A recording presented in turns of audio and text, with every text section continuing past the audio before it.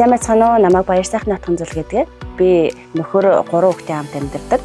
8 жилийн өмнө найз маань Солонгост их сургуулиуд үргэж ирээд найзаа хоёулаа ийм бизнес эхлүүлье санал тавих үед нь окей гэд яваад орсон. Өнөөдрийн хүртэл 8 жилийг ардаа үтсэн байна. Банкн дээр очихоор ингээ шаардлага айгүй өндөртэй. Тэгээд тухайн үед одоо 8 жилийн өмнө чинь 24-5 настай л байсан маа.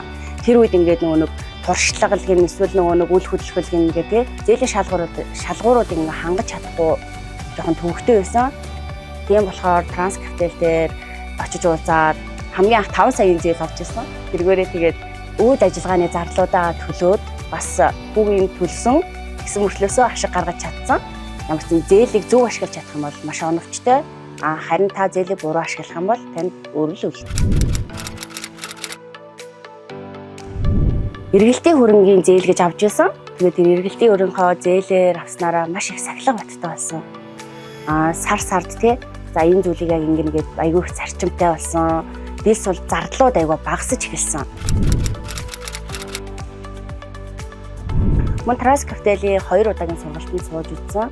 Тухайн үед ингээд орлогын тайлан ч юм уу эсвэл бид нар X тайлан ч юм уу гэж өгдөг.